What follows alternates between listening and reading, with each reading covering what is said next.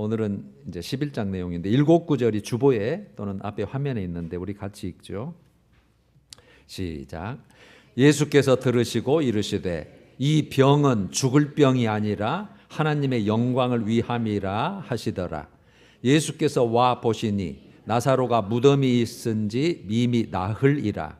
예수께서 이르시되 네 오라비가 다시 살아나리라. 마르다가 이르되 마지막 날 부활 때에는 다시 살아날 줄을 내가 아나이다. 예수께서 이르시되 나는 부활이요 생명이니 나를 믿는 자는 죽어도 살겠고 영원히 죽지 아니하리니 이것을 네가 믿느냐. 예수께서 그가 우는 것과 또 함께 온 유대인들이 우는 것을 보시고 심령의 비통이 여기시고 불쌍히 여기사 예수께서 눈물을 흘리시더라. 아멘. 복음서 그러면 마태복음, 마가복음, 누가복음, 지금 생명의 큐티 하시는 요한복음이죠. 그 사복음서 중에서 요한복음만이 유득 예수님의 정체성, 나는 누구다. 그 7가지로 그렇게 본인을 드러내셔요. 우리가 이제 오늘은 그 5번째 시간인데 6장에 나는 생명의 떡이다 그러시죠. 지금 여기 생명은 영원한 생명을 말해요. 그다음에 8장에 나는 세상의 빛이다. 세상의 빛, 생명의 빛 동일한 얘기예요. 그다음에 지난주 10장에 양의 문이다. 유일한 통로란 뜻이죠. 양의 문이다. 선한 목자다. 그다음에 이제 오늘 11장에 부활이요 생명. 그다음에 이제 우리 다음 주에 할 14장에 내가 길이요 진리요 생명이다. 마지막 15장에 가면 나는 포도나무, 이런 가지 이런 그래서 본인의 역할과 본인의 정체성, 그다음에 목적에 대해서 정확하게 우리에게 교훈하는 것이니까 중요한 겁니다. 그래서 이 요한복음만 물론 이제 3월 15일까지인데 그것만 잘 우리가 습득을 해도 신앙생활 제대로 할 수 있다고 생각해요. 오늘은 이제 부활이요 생명 11장 내용이죠. 부활하면 일어나다는 뜻이에요. 일어나다. 요걸 생명을 회복시키다, 생명이 소생되다라는 뜻이에요. 다시 살아나다, 생명을 회복한다, 소생시킨다. 그걸 부활이에요. 그래놓고 생명 동일한 의미예요. 여기 생명도 영원한 생명을 말해요. 우리가 지금 생명을 가졌죠. 살아있으니까 이건 한시적인 일시적인 언젠가는 죽어야 될 그런 생명이고 여기 생명은 영원토록 죽지 않는 생명을 말해요. 지난주는 이제 10장 양의 문 선한 목자 그랬죠. 양의 문은 통로란 뜻이죠. 나를 통과해야만 이런 뜻이잖아요. 그 다음에 그 문을 지키는 역할을 난데 나는 목자다. 이제 비유를 한 거죠. 우리를 양으로 예수님을 목자로. 그래서 내가 유일한 구원의 문이고 생명의 문이다. 이런 뜻이었고 그럼 목자의 역할은요. 우리가 4가지로 봤죠. 인도하시는 분이에요. 그분 따라가야 우리가 사니까 그분을 앞에서 인도하시는 분이다. 그리고 우리를 보호해 주신다. 보호자. 그 다음에 공급자, 들어와도 나와도 꼴을 놓고 그것도 풍성히 얻는다. 그 다음에 끝까지 따라다니는 양에게는 높여주신다. 그렇게 4가지를 봤는데 이제 그건 예수님의 그 몫은 변함이 없어요. 그분 몫이니까. 그분은 100% 그런 일을 하시니까. 이제 문제는 우리잖아요. 양이니까. 양의 자세가 필요한데 우리가 2가지로 결론을 지었어요. 목자는 누구의 음성을 들어야 된다? 양은 목자의 음성을 들어야 돼요. 첫째는 음성을 듣는 거예요. 이건 우리가 잘 합니다. 지금도 듣고 계시고 말씀도 보고 계시고 지식도 있고 이거는 우리 다 능통하게 잘하고 있다고 본다면 그 다음 것이 항상 문제인 거죠. 2번째, 따라가야 되는 거예요. 목자를 따라가야 되는 거거든요. 따라간다. 근데 이게 이제 잘 안 되는 거예요. 우리 신앙생활 중에서 끝까지 주님이 어디로 가시든지 잘 따라가는 분이 계시고 따라가다가 멀찌감치 서 계신 분도 계시고 그 다음에 뭐 따라갈 건 따라가고 말 건 말고 왜 그럴까요? 그분이 가는 길이 힘든 길이고 좁은 길이기 때문에 그래요. 그래서 우리가 때로는 고난이 있고 때로는 인내가 필요하고 때로는 힘써야 될 일이기 때문에 그래서 어려워서 잘 안 가려고 하는 거죠. 그렇게 해야 하는 이유를 꼭 성경은 제가 설명한다겠죠. 왜 꼭 따라와야 되는지. 우리가 목자의 음성을 듣고 목자를 따라가는 것, 그것을 예수님은 이렇게 표현해요. 그러니까 그것이 내 안에 거하며 나에게 속한 자들, 그렇게 표현을 하셔요. 우리가 말씀에 거하는 자, 말씀에 순종하는 자, 이런 다 동일한 뜻이에요. 내 안에 거한다고 말씀하셔요. 왜? 따라왔으니까 같이 붙어 있는 거잖아요. 내 안에 거고 나에게 속해 있는 자들, 이 자들에게 영생을 준다, 그렇게 돼 있어요. 그 자들에게. 그러니까 딱 이렇게 한정돼 있어요. 그러면 주님이 나에게 속한 자고 주님이 나에게 거한 자가 어디 선까지냐는 우리는 모르죠. 말씀에 그냥 기준 내서 하는 거니까 우리가 그걸 들어가 보려고 지금 힘써 보자는 거예요. 지금 이런 자에게 영생을 주신다. 그래서 우리가 항상 점검해야 될 게, 지난주에 목자가 있는가 그랬잖아요. 항상 목자 예수 그리스도가 내 삶 속에 있는가. 내 가정에도 계셔야 되고 여러분들의 자녀 문제에도 계셔야 되고 경영에도 계셔야 되고 어디를 가든지 뭐 사람을 만나도 거기에 예수가 계셔야 되고, 항상 계시면 우리가 그분의 인도를 받고 보호를 받고 그분이 높여주시는 일을 할 수 있게끔 우리가 따라가는 모습이 되는 거거든요. 그게 항상 우리가 체크해야 될 첫 번째고, 예수가 있는가입니다. 있어야 뭐 되는 거니까. 그 다음에 더 중요한 게 뭐였죠? 주님이 가시는 데까지, 그러니까 요구하시고 명령하시는 데까지 따라가고 있는가예요. 따라가고 있는가.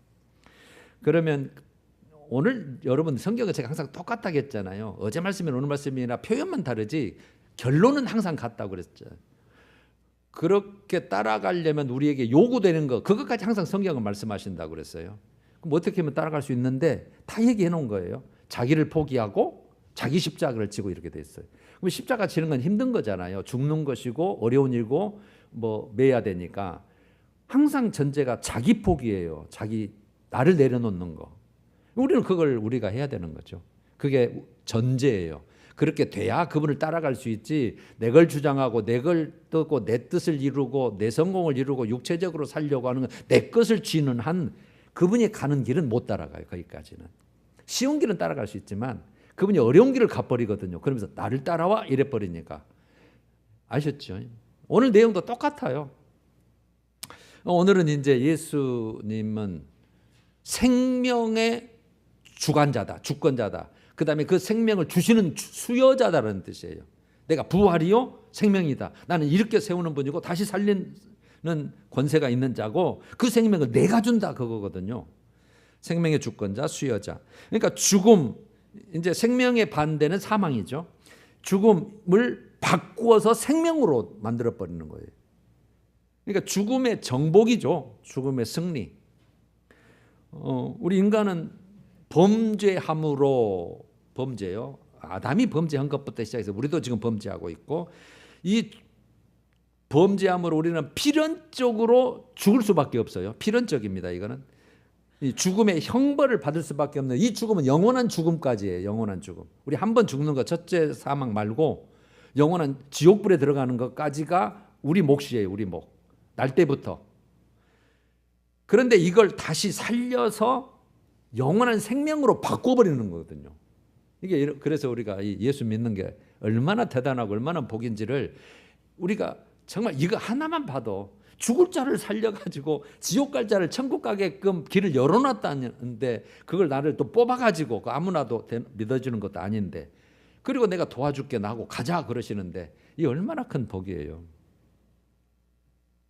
그래서 그 예수 그리스도가 이 부활과 생명이 절정인데, 예수님이 육신을 입고 이 땅에 오신 궁극적인 이유와 목적도 생명이고 우리를 영원한 생명으로 살리신 것이고, 우리가 예수를 믿고 지금 믿음의 삶을 살고 있는 궁극적인 이유, 목적, 종착지도 영원한 생명이에요. 물론 다음 주에도 또 내가 길이요 진리요 생명이니 또 나와요. 얼마나 중요하길래 생명이 계속 나오죠. 자, 이렇게 여러분 예수 그리스도가 하나님의 그 구원의 사랑을 다 이뤄놨잖아요. 이 땅에 오셔서 성취했을지라도 우리는 이 첫 번째 사망은 피할 수 없어요. 그래도 다 만들어놨어도. 히브리서 9장 27절에 한 번 죽는 것은 사람에게 정해진 것이요. 아담의 범죄 때문에, 원죄 때문에 그렇죠. 우리가 지금 원죄는 해결했지만 그걸 타고났기 때문에 그 몸은 한번 죽어야 되거든요. 그래서 33절에 이제 오늘 본문요. 예수께서 그가 우는 것과 이런 그는 마르다죠. 마리아죠, 마리아. 그가 우는 것과 또 함께 온 유대인들이 우는 것을 보시고, 자, 네게 오라비 어디에다가 장사했냐? 그때 저쪽 무덤이요. 지금 다 가고 있으면서 우는 거예요. 무덤 앞에서 울고, 예. 우는 것을 보시고, 이게 함께 온 그 뭐라 합니까? 조객들이죠. 조문객들 우는 것을 보시고 심령의 비통이 여기시고 불쌍히 여기사 35절에 눈물을 흘리시더라. 오늘 다 본문 내용이죠. 눈물을 흘리셨다. 그럼 여러분 사람들은 왜 울어요? 뭐 이걸 물어보는 게 바보죠. 슬프니까 울죠. 죽음 때문에 병들어서 헤어지고 애통할 수밖에 없죠. 그러면 예수님은 왜 심령의 비통이 여기셨을까? 여러분 심령의 비통이 여기셨다라고 번역됐지만 영으로 분노하셨다는 거거든요. 영으로 분노하셔요. 뭘 때문에 분노를 하셨을까요? 그게 이유가 이거예요. 사탄의 권세 때문에 그래요. 지금 사탄의 권세 때문에 지금 분노하신 거예요. 그 어둠의 권세. 그러면 사탄의 권세에 대한 분노가 뭐죠? 죄와 사망의 법 때문에 그래요. 로마서 8장 2절에 그랬죠. 죄와 사망의 법 때문에 왜 인간이 처음에 내가 만들었을 때, 하나님이 만들었을 때, 아버지와 내가 만들었을 때 이 모습이 아니었는데 사람들이 이 모습을 꼴로 돼야 되냐? 물론 그것 때문에 불쌍히 여기시고 울었다는 뜻이고, 심령의 비통이 여기 있었다. 분노하셨다는 말은 죄와 사망의 법 때문에, 이 사탄 때문에. 그러니까 이 죄와 사망, 죄값은 사망이잖아요. 이 사망에는 세 가지 죽음이 있었잖아요. 육체적인 죽음, 영적인 죽음, 영원한 죽음. 이 육체적인 죽음은 믿으나 안 믿으나 다 해요. 이 영적인 죽음은요. 예수 안 믿으면 다 하나님과 분리되어 있어서 영적으로 지금 죽은 상태, 사망 상태로 그렇게 성경은 판정을 해요. 이미 심판을 받았다, 이미 사망이다 이런 거죠. 왜요? 영원한 죽음으로 갈 지금 길이기 때문에. 영원한 죽음은 최후 심판 앞에서 영원한 불못으로 들어가는, 우리가 말하는 지옥이죠. 지옥으로 들어가는 것이기 때문에 그걸 영원한 죽음으로 표현을 한 거죠. 그것 때문에 예수님이 불쌍히 여기사 눈물을 흘리시더라. 그러면 우리가 죄의 결과에 병들고 아프고 죽고 슬픔과 애통과 곡이 있는 것이 이 땅이잖아요. 그래서 예수님도 눈물을 흘리셨는데, 제가 여러분 예수님의 그 심정을 그렇게 표현해요. 인생 불쌍하다고. 저도 인생이지만 불쌍해요. 뭐 지금 좀 누리니까 순간순간 누구의 행복과 즐거움을 누리는 건 사실이지만 다 헤어져야 돼요. 죽어야 돼요. 병들어야 돼요. 근심 걱정뿐이에요. 두려워요. 그런 것뿐이에요. 그러니까 예수님은 그걸 보시고 그 인류를 향해서, 우리 인간들을 향해서 그 긍휼의 마음, 그 사랑의 마음을 가지고 눈물을 흘리신 거예요. 처음에 만들 때 이렇게 아니었는데 저 죄와 사망의 권세 때문에 사탄에 속아가지고 죄 때문에 이렇게 됐다. 그래서 눈물을 흘리시는 거예요. 자, 이걸 어떻게 이걸 바꿀 수 있느냐? 그게 이제 오늘 내용이거든요. 그러시면서 11절에 나사로가 잠들었도다. 모라비가 죽어버렸잖아요. 잠들었도다. 내가 깨우러 가노라 이러시거든요. 그러면 여러분 14절에서는 나사로가 죽었느니라라고 밝히셨다. 그런데 예수님이 죽었다를 왜 잠들었다고 이렇게 대신 바꿔놓아버지 그렇게 말씀을 하신 거예요. 수면 상태, 잠들었다는 수면 상태라거든요. 그럼 마가복음 5장 39절에도 회당장 야이로 딸이 사실은 죽어버렸거든요. 예수님께 고쳐달라고 왔는데 거리가 떨어졌거든요. 그 사이에 죽어버렸어요. 그래서 신부름꾼이 와가지고 죽어버렸는데요. 그런데 예수님이 아니다. 이 아이가 죽은 것이 아니라 잔다 하시니 사람들이 비웃더라. 비웃죠. 죽어본 것 뻔히 확인하고 왔는데 뭐 잔다고? 예수님이 그러시거든요. 죽은 자를 잠잔다로 표현을 하셔요. 무슨 의미일까요? 이걸 우리가 알아야 되잖아요. 여러분 우리 인간은 하여튼 죄값이 사망이에요. 그래서 창세기 3장 19절에 너는 흙이니, 아담에게, 하와에게 너는 흙이니 흙으로 돌아갈지어다. 흙으로 만들었지만 영원히 살 수 있도록 하나님의 생기를 이 호흡을 집어넣어서 하나님처럼 영원토록 살게 만들어놨는데 죄 때문에 죽게 돼서 반드시 죽으리라는 그 말씀대로 이제 흙으로 돌아가. 그래서 우리가 육체가 여러분 다 흙이에요. 이거 흙인데 여러분 뭐 불로 화장을 하나 땅에 묻으나 다 흙입니다. 저는 뭐 그걸 뭐 몇십 번 다 확인한 사람이니까, 무덤을 파헤친 사람이니까요. 다 흙뿐이에요. 관은 안 쓰고 있어도 안은 흙뿐이에요. 그냥 해골이 제일 잘 오래 갑니다. 잘 안 썩습니다. 이게. 그런데 아무 흙도 안 들어갔어요. 관이 안 썩었으니까. 열어보면 눈 안에 흙이 들었어요. 흙이에요. 별거. 색깔만 약간 다를 뿐이죠. 좀 거무스름하고 그럴 뿐이지. 그런데 이 죽음을 어느 누구도 피할 수가 없고 이겨본 사람이 없기 때문에 그래서 우리가 죽음을 두려워하는 거예요. 다 맞이해야 돼요. 그런데 예수님은 이 죽음의 의미를 완전히 바꿔놔 버렸어요. 죽음이 영원한 소멸이 아니고 잠자는 자처럼 표현을 하시는 거예요. 이게 잠자면 깨우며 가는 거죠. 일어날 수 있는 확률이 있는 거니까. 그러니까 일시적으로 우리 육체의 기능은 없어지죠. 또 소멸되잖아요. 아까 태워버리면 안 보이고 제로 되니까. 그래서 육체의 기능과 존재는 소멸되지만 이 죽음이 더 이상 두려움의 대상이 되지 않는 것은 이 죽음이요, 이 세상의 수고를 그치고, 우리 찬송가 가사에도 그랬죠. 수고를 그치고 안식하는 평안함, 이렇게 표현할 수 있겠네요. 이 땅의 모든 수고, 염려, 걱정, 근심을 이제 딱 스톱하고 안식한다. 성경은 안식한다, 쉰다 이렇게 돼 있거든요. 잠자기 때문에 그런 표현을 우리 살아있는 사람 입장으로 보면, 물론 영혼이 낙원에 가 있고 육체가 없기 때문에 쉬고 있는 거죠. 그래서 안식하는 평안함에 이르는 상태. 그것도 영원한 게 아니에요. 일시적으로 일정 기간만. 근데 이것도 어디까지나 누구만 이런 혜택을 보는 거예요. 부활이요 생명 대신 예수 안에 있을 때만. 예수 안에 있을 때만. 누구나가 아니에요. 여러분들 자녀가 죽거나 우리가 죽어도 다 이걸 누리는 게 아니라 예수 안에 있는 자만.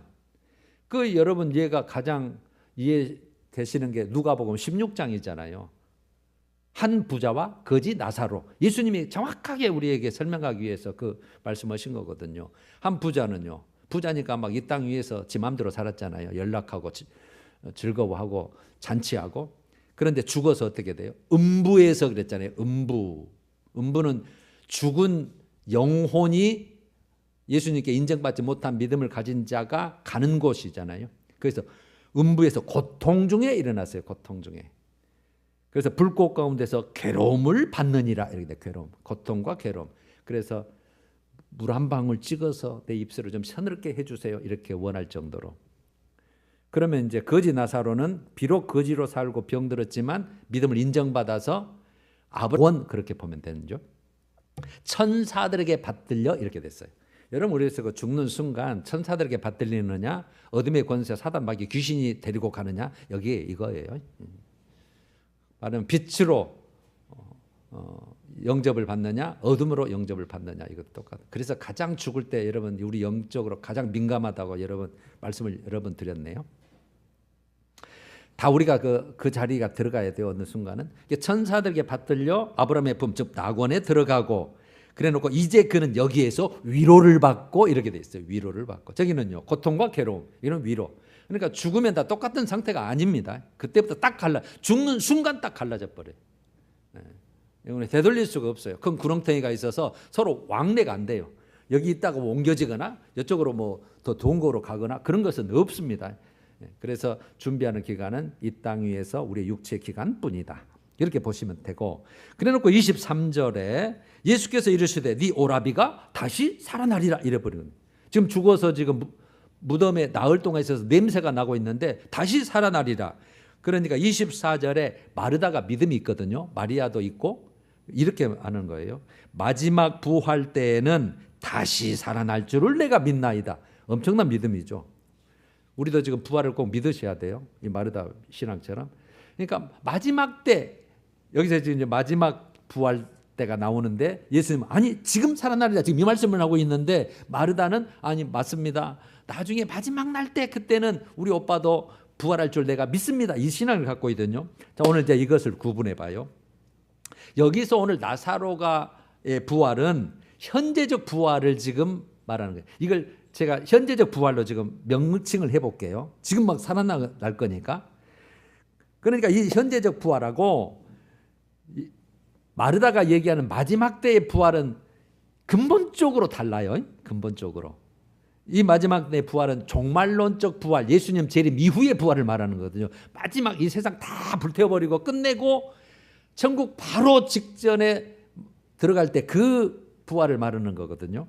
그러면 여러분 현재적 부활의 생명의 의미는 마가복음 5장에도 아까 회당장 야이로의 딸을 예수님이 살리잖아요. 달리다굼 해가지고 선자가 벌떡 일어나서 먹을 것 주라 그래놨죠.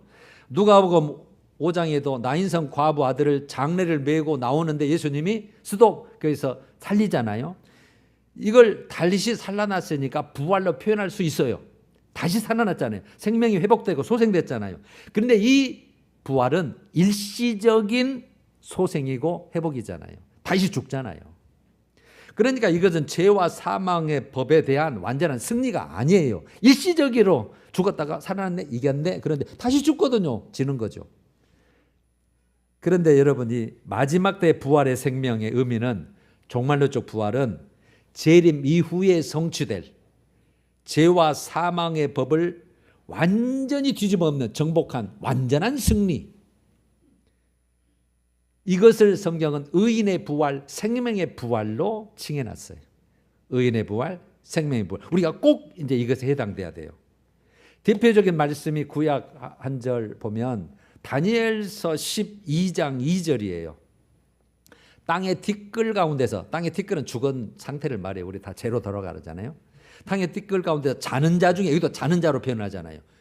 자는 자 중에서 많은 사람이 깨어나 영생을 받는 자도 있겠고 영원한 생명을 받는 자도 있고, 반대로 수치를 당하여서 영원히 부끄러움을 당할 자도 있을 것이며 영원한 부끄러움. 신약에서는 저는 요한복음 5장 28절 말씀, 무덤 속에 있는 자가 죽은 자죠. 죽은 자를 무덤 속에 있는 자, 다 그의 음성을 들을 때가 오는, 즉 예수 그리스도의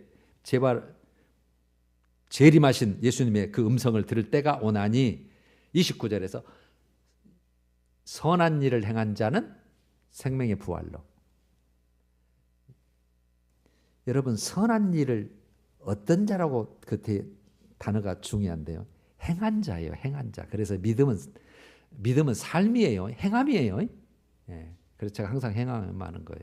행한 자래요. 행한 자. 선한 일은 선은 하나님의 속해 있는 거, 말씀 안에 들어있는 게 선이에요. 선한 분은 하나님 한 분뿐이니까. 선한 일을 행한 자는 생명의 부활로. 그러면 거기에서 벗어난 자는 악한 일로 됐어요. 악한 일을 행한 자는 심판의 부활로 나오리라 이러네요. 그래서 생명의 부활, 심판의 부활. 생명의 부활은 의인의 부활이고 심판의 부활은 악인의 부활. 그래서 의인, 선한 일을 행한 자를 의인, 악한 일을 행한 자를 악인 이렇게 표현하는 거예요. 그것도 성경에 나오죠. 여러분 이때의 생명의 부활은 의인의 부활이죠. 이 세상 죄, 그다음에 이 세상에 우리가 한계가 있었잖아요.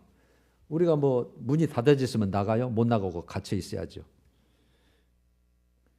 그다음에 뭐 우리가 뭐 뛰어넘을 수가 있나요? 어느 정도 한계가 있죠. 이렇게 한계가 있잖아요, 우리는.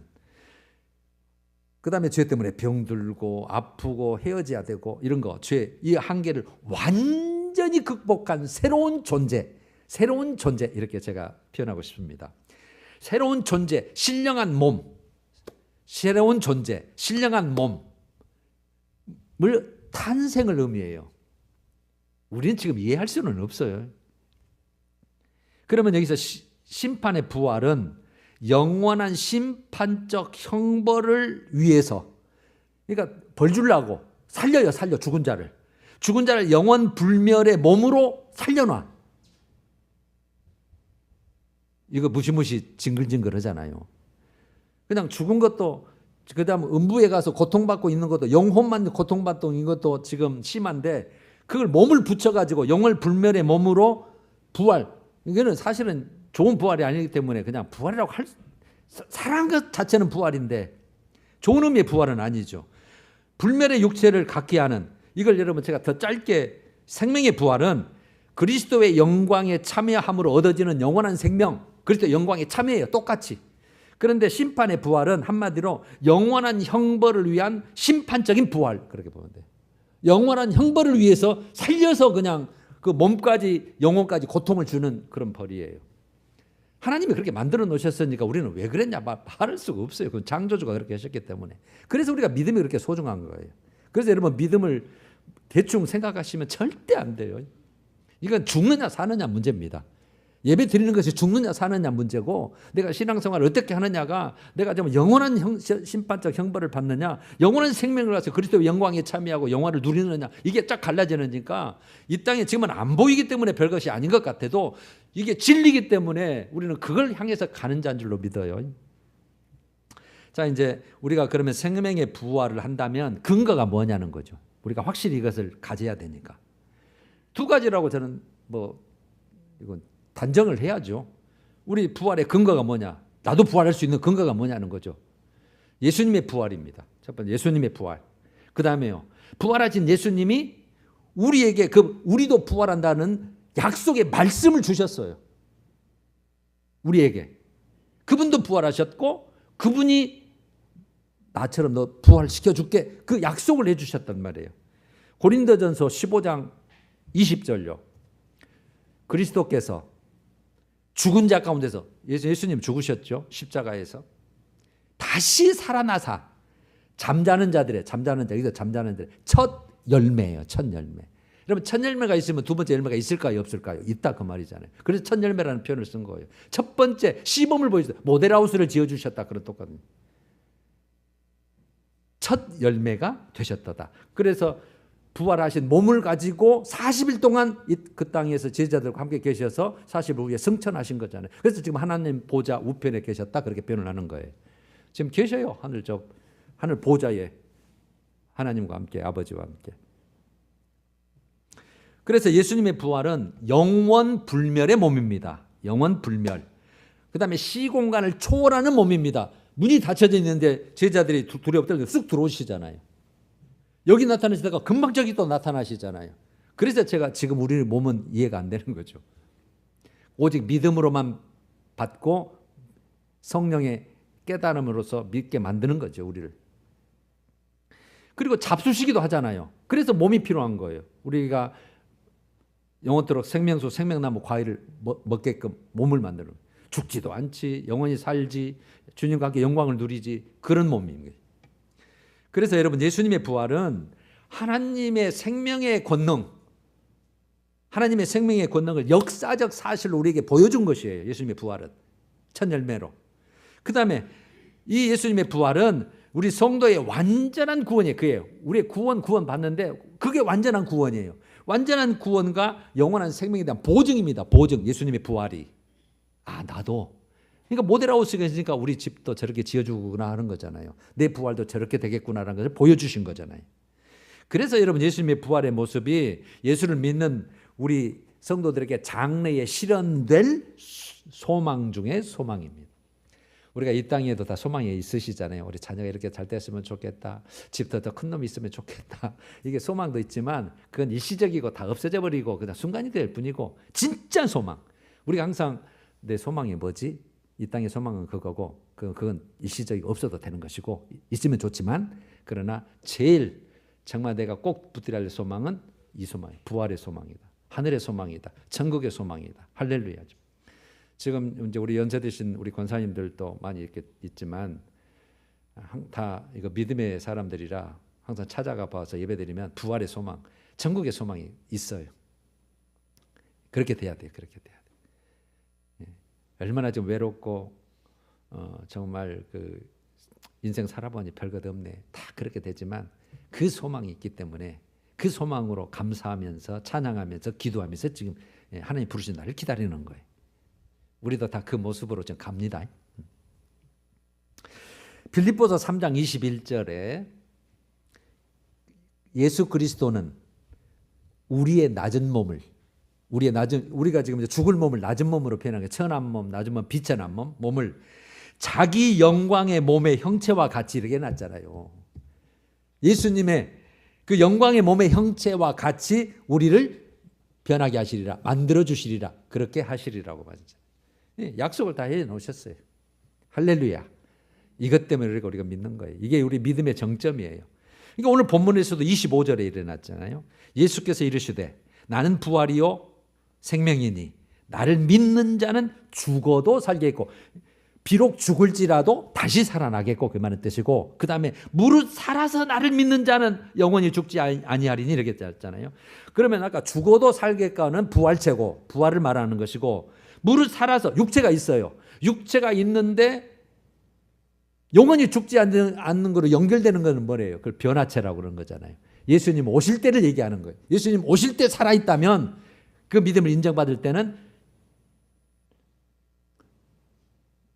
계시록에서 우리 많이 했잖아요. 휴거할 사람, 몸이 회복될 사람, 그래서 천년왕국에서 살 사람, 그리고 나중에 변화체로 돼서 신령한 몸으로 만들어서 들어갈 사람, 이 사람을 말하는 거예요. 그러니까 신령한 몸은 죽지 않는 몸, 영원한 몸, 이런 거, 부활체와 변화체 두 종류가 있는데, 부활체는 죽었다가 살아난 사람이 부활체고, 살아있는데 영원한 신령한 몸으로 바뀐 것을 변화체라고 하는데, 그러면 성경에 나옵니까? 나오죠. 두 사람만 예를 들면 에녹, 창세기 5장 24절에 에녹이 하나님과 동행하더니, 에녹이 365세를 살거든요. 하나님이 그를 데려가심으로 세상에 있지 아니하였더라. 이걸 히브리서 11장 5절에 다시 설명을 해놔요. 믿음장에서. 에녹은 죽음을 보지 않고 옮겨졌으니 하나님이 그를 옮기심으로 다시 보이지 아니하였느니라. 열왕기하 2장 11절은 엘리야 선지자, 막 엘리사하고 같이 다니는데 불병과 불말이 나타나니 둘이 딱 분리해 놓고 회오리 바람으로 하늘로 올라가더라, 이렇게 났잖아요. 실제로 있죠. 실제로 이 사건들이. 여러분, 이 모든 것은 우리 지금 이성으로 이해가 안 된다 그랬어요. 오직 성령 받은 자가 성령이 깨닫게 해주셔서 믿음 안에서 이해하고 받아들일 수 있는 사건입니다. 자, 오늘 정리해 봐요. 이제 우리 성도들의 구원, 신앙의 정점, 종착지가 생명의 부활이에요. 영원한 생명을 보장하는 생명의 부활. 오늘 생명의 부활. 생명의 부활. 그러면 여기서 여러분, 영생, 영원한 생명을 줄임말이 영생이잖아요. 영원한 생명을 다시 한번 정의해 봐요. 지난주에 했는데, 이 영원한 생명을 지금 우리가 가졌을까요? 못 가졌을까요? 가졌다고 성경은 현재적으로도 표현하고, 실제는 미래에 이루어질 일인데, 이렇게 이걸 제가 구분해 드릴게요.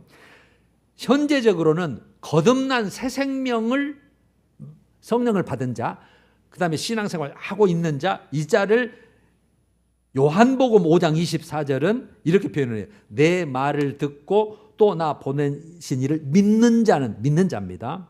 믿는 자는 영생을 얻었고, 이렇게 돼요. 영원한 생명을 얻었다고 해요. 그래 놓고 심판에 이르지 아니하니 사망에서 생명으로 옮겼다. 근데 이 생명은 영원한 생명이다라는 말이 있잖아요. 이게 영원한 생명을 우리가 그래서 가졌다, 이렇게 표현을 하는 거예요. 그런데 이건 아직이죠. 완전 우리 생명을 이룬 게 아니죠. 그러면 미래적으로는 어떤 표현이냐면 몸의 완전한 부활을 말하는 거예요. 완전한 부활이나 변화. 그래서 신령한 몸, 영원 불멸한 몸으로 바뀌고 변화되거나 부활하고, 그 다음에 그 몸을 가지고 완성된 하나님의 나라에서, 그러니까 거룩한 새 예루살렘 성, 우리 말하는 천국 하는 거예요. 그 완성된 하나님의 나라에서 누구와 함께? 그리스도와 함께 영광스러운, 영화로운 영원한 삶을 누리는 것이 영원한 생명인 거예요. 부활의 몸을 가지고 완성된 하나님의 나라에서 그리스도와 함께 영화롭고 영광스러운 영원한 삶을 사는 것을 영생 그러는 거예요. 그런데 우리는 그거 아직 이제 안 이루어졌으니까 그걸 위해서 달려가는 것이고, 우리도 영생을 가졌다고 설명하는데, 아까 요한복음 6장 40절에 미래적 걸 말씀을 하시죠. 내 아버지의 뜻은 아들을 보고 믿는 자마다 영생을 얻는 이게 똑같이 영생을 말해요. 영생을 얻는 이것이니 마지막 날에 그잖아요. 마지막 날에 내가 그를 그렇게 믿는 자를 다시 살리리라. 그러면 우리가 죽어야 다시 살리는 거잖아요. 그래서 우리가 죽음이 한 번 있는 거예요. 예수님 오시기 이전에는. 자, 이제 여기서 마지막 명심할 것, 착각하지 마실 것, 꼭 힘써야 될 것, 이거 한 가지만 우리가 체크하고 마칩니다. 우리가 여러분 그 어떤 것을 설명을 할 때 한 1부터 10가지를 가지고 설명을 한다고 가정을 해보십니다. 이건 색깔은 어떻고, 이건 맛은 어떻고, 그것은 그 수명이 언제고, 뭐 어떻게 그렇게 해서 다 10가지를 다 설명을 했다고 봐요. 예를 들면 뭐 코끼리를 설명할 때 다리는 기둥과 같았고, 꼬리는 뱀인데, 또 코 쪽은 또 뭐 구렁이같이 이렇게 넓고, 몸통은 그냥 말랑말랑 딱딱 뭐 가죽 같은데 뭐 벽같이 생겼고, 이렇게 해서 쭉 10가지를 설명했다고 하면 10가지를 다 설명을 듣고 그려봐라. 그러면은 그런 대로 코끼리 그림이 나오겠죠. 머리통은 어떻게 생겼고, 몸집은 얼마나 크고, 길이는 얼마고, 두께는 얼마고, 높이는 키는 얼마고, 이렇게 해야 돼. 이렇게 그렸는데 한 서너 가지만 들었어요. 뭔 그림이 나올까요? 아마 괴물 같은 게 이게 뭐야, 이게 뭐냐. 그런 것처럼 우리의 구원도 똑같아요. 우리의 믿음도 똑같아요. 10가지를 채워야 완성되고 10가지를 채워야 완전한 믿음이고 구원이라고 한다면 우리는 대개 몇 가지를 채워놓고 다 이루었다고 생각을 하는 거예요. 다 거기에 해놓고 천국 간다고 생각을 하고 있는 거예요. 다 끝났다고 생각을 하는 거예요. 이게 우리가 착각이고 위험하고, 제가 그걸 우리가 그 위험 요소를 없애기 위해서 제가 그 설교를 하는 거예요. 지금 계속. 교회 다니면 그냥 다 끝난 거 아니야? 예수 믿고 영생을 얻었다는데 이미 끝난 거 아니야? 이렇게 생각한다는 거죠.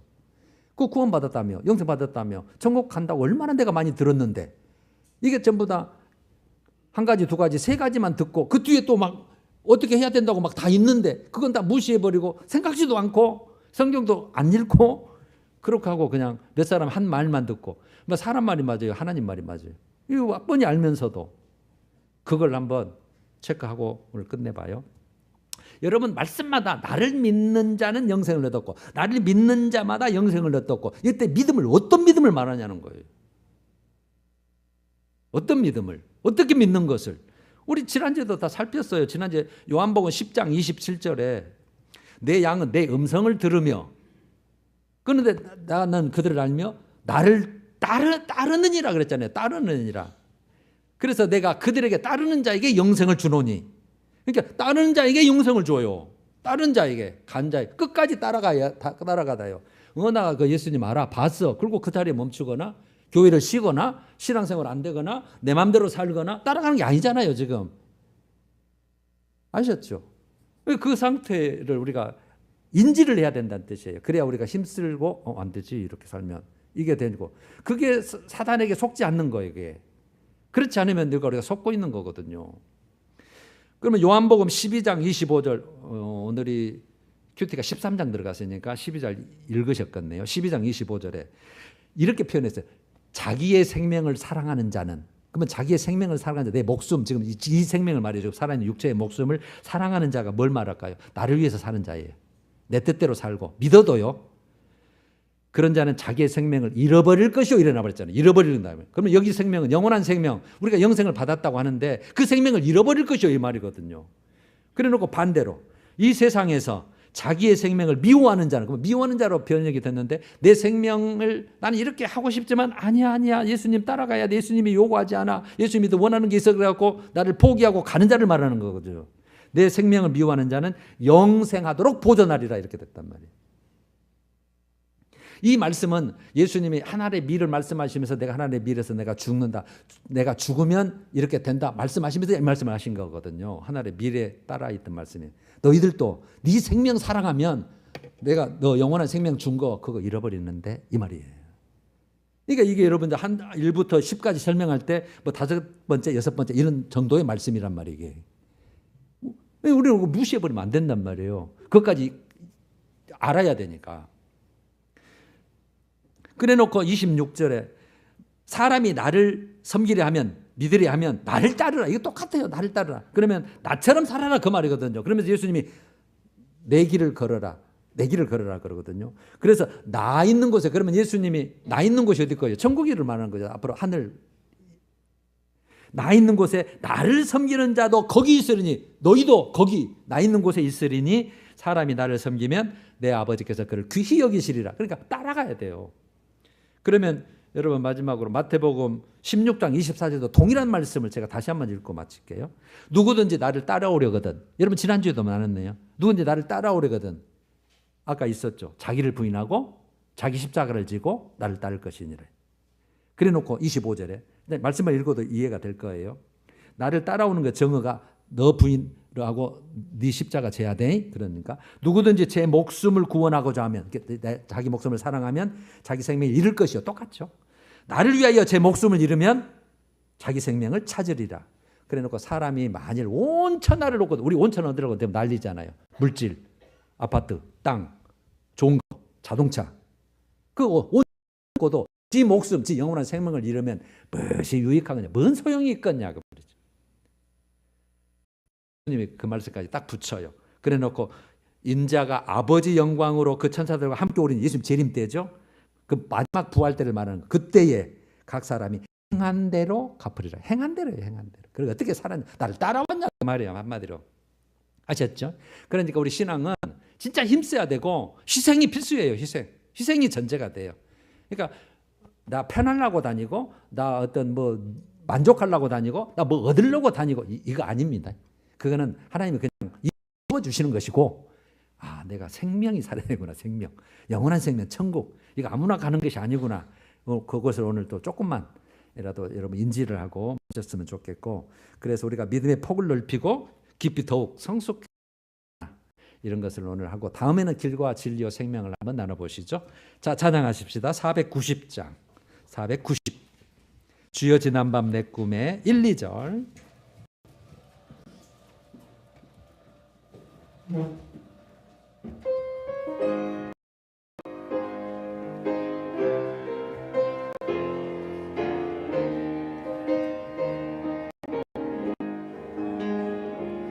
주여 지난밤 내 꿈에 베었으니 후금 이루어 주옵소서. 밤과 아침에 계시로 보여주사 항상 은혜를 주옵소서. 나의 놀라운 군 성령남이는 장차 큰 은혜 받을 편이, 나의 놀라운 꿈 정령 이루어져 주님 얼굴을 배우리라.